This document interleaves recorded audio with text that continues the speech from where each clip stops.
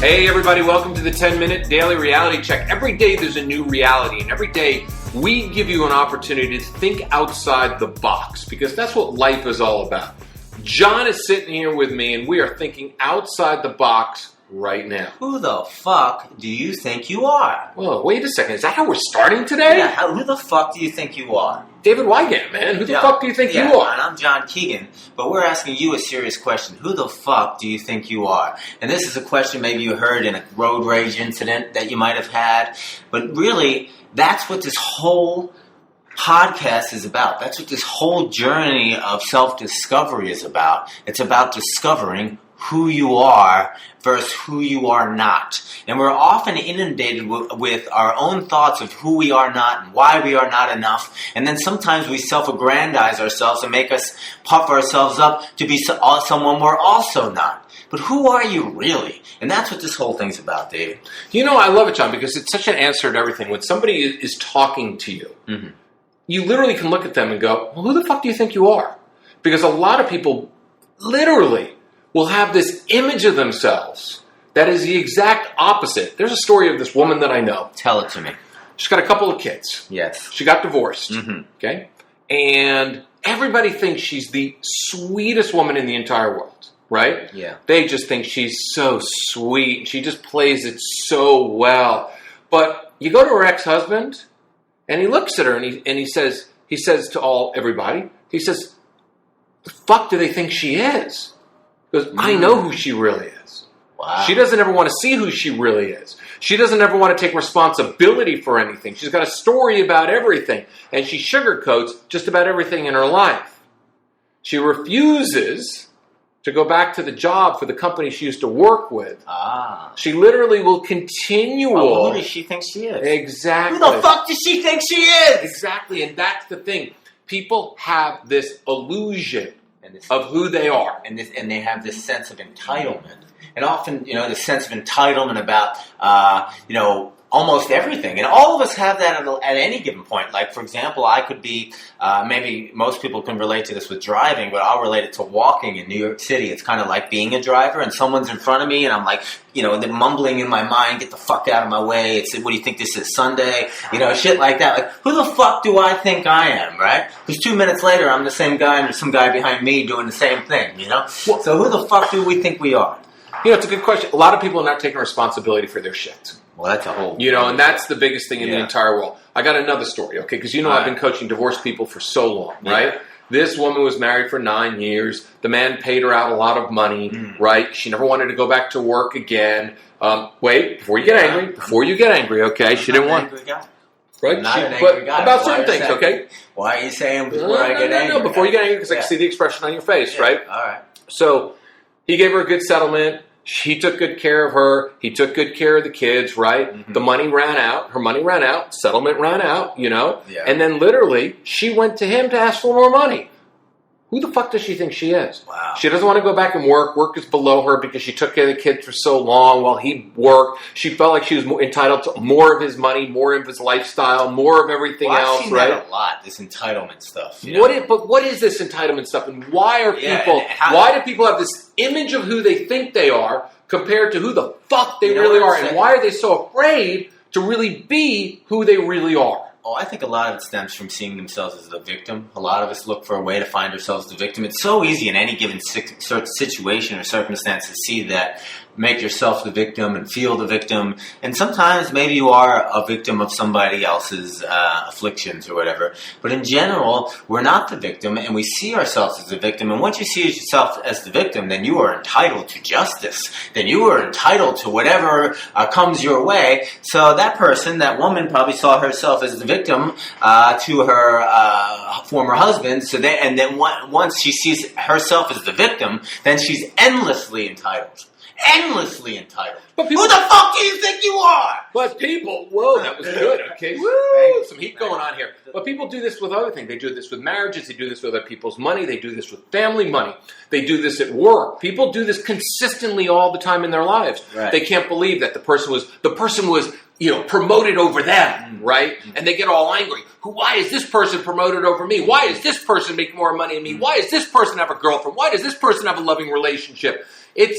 People don't want to work for things. The sense of That's the entitlement, reality it's of it. the sense of entitlement that has hit our society nowadays I don't is want out to of get control. into the politics of it, but everybody wants a free something, right? And they don't realize that somebody has to pay for their free something. I'm not going to say what those things are. If they want to get the crazies out of the hole, right? But you got to pay for shit. Somebody has to pay for it. Is it going to be you? Who's going to pay, right? Who's going to work for it? There's no free anything. Who's going to work for it? And that's, to me, whatever your political affiliation, personally, you really have to work for what's yours. You have to work, you have to create what's yours in this world. If you want to bring something beautiful and special and unique in this world, like an amazing life that you get to enjoy every day, you have to fucking work for it. What do I mean by that? Do I mean you have to get down and start sanding the floors? No. Maybe you do. Maybe you do. Maybe you need to get humble. Or maybe you need to stop sanding the floors and just and work another way. But whatever it is, we all have to work to be present.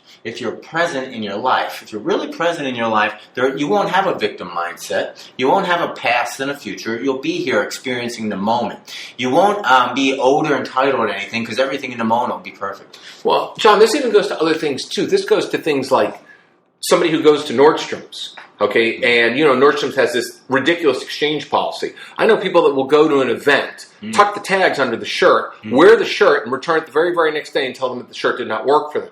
And it goes to people on the internet. They'll go and they'll download a program, and 3 days later they'll say, that program did not work for me.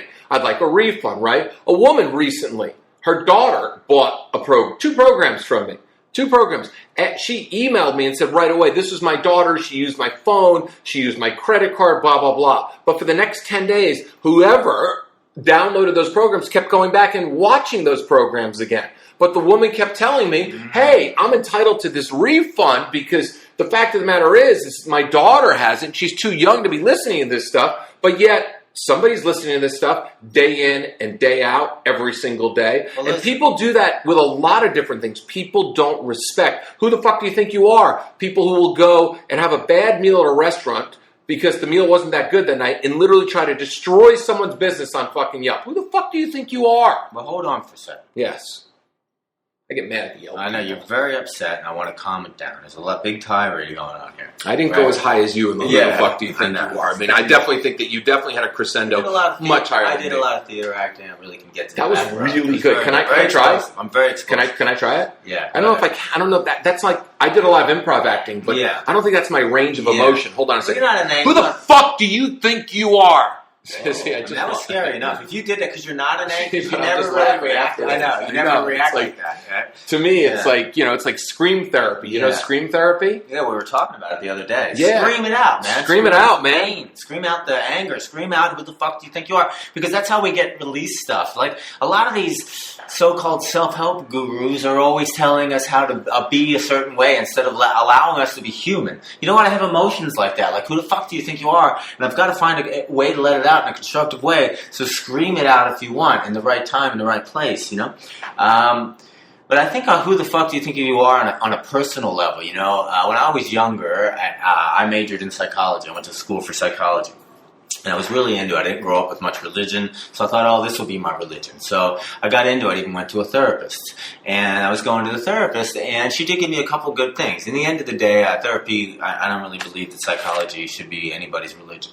But she basically used to say, like, I used to talk about being in a traffic jam, and these idiots that, this idiot's that, we often do this. This idiot that, this idiot did that. It's like, stop asking yourself. The blame game, or everybody else is wrong but me, or why aren't they doing it like the way I want it done? If I had it my way, this highway would be this way. Or if I had it my way, the person in front of me would drive this way. If I had it my way, my wife would do it this way. Why is the person making the sandwich so fucking slow? Yeah. Why is the person at Starbucks so slow? What are they, an idiot? Yeah, why is this the slowest Starbucks in the fucking world? Miami, Lincoln Road, South Beach. Why is that? Is a terrible it's the worst one in the Wow. What is wrong with you fucking people? I know. Who the fuck do you think you are serving us coffee that is actually full of toxins and everything else so slowly? South Beach, Lincoln Road, Starbucks. Yeah, all 3 of them on that road. That's super slow. The one in the middle particularly bad. Now, the point is, especially after you fly from New York, everything's really fast. But the point is, sometimes you got to stop and ask yourself, who the fuck do you think you are? Like, I gotta ask myself, who the fuck do I think I am? Oh, wait a minute, I'm the guy who's like, the guy who got an 873 on his SAT first time around. You beat me, man. That's true, right? 410, 450, 860. You beat me by 13 points. Right? I'm the guy who's, not had a long-term relationship for more than 4 years. Oh, I'm the guy who... Wait, that's your longest? No, I did have a longer one when I was in my 20s with 9 years. I had 6. Yeah. Oh my God, you're ahead of me. Yeah, well, I was like a high school sweetheart. That's okay. Yeah. If we're keeping score, who the fuck do you think you are, man? You're fucking out-distancing me in a relationship, that right? was it. That was my one time, and it was really because the woman was a saint. We went to 2 different colleges and then came back, but we knew each other in that capacity for 9 years. And she doesn't talk to me anymore, but that's another story. We don't tell our personal lives here. No, that's not you, by the way. That's John King. No. John Keeg. No. First it was John Wolfe. It was John Wolfe, and now right? he's changed his name to John Key. Yeah, John Key. Yeah, and this formerly is known as Johnny Wolfe. Yeah, and David Gant. Yeah. I don't know who I was before, but anyway, we're running out of time. We're running out of time now. We're running out of time. That's all. We had a lot of fun releasing. I feel totally mellow now after so do I. some scream therapy. I feel great. I feel like I'm stoned right let now. It out. I actually do. I feel great. I know, don't you? It's like maybe we should do it one more time on the count of 3. Okay, now everybody who's listening, together. Yeah. Everybody together. Okay, on the count of 3. Even if you're at work. Right, even if you're at work. Wait, even better yet, even if you're listening to this as you're walking down the street ignoring people, because really, who the fuck do you think you are ignoring people when half of you are single trying to meet people? So who the fuck do you think you are? So on the count of 3 right now, we're all going to do this together. And more importantly, I want you to send us an email, okay? Yeah. Go to davidwygant.com, send me an email, send John an email, okay, at theawakenedlifestyle.com, and tell us that you did this exercise. So 1, 2, 3. Who the fuck do you think you are? Anyway, come on back tomorrow for more radical self-help that doesn't suck. And share this podcast, because if you don't, who the fuck do you think you are not sharing this great thing? Who the fuck would not share this podcast?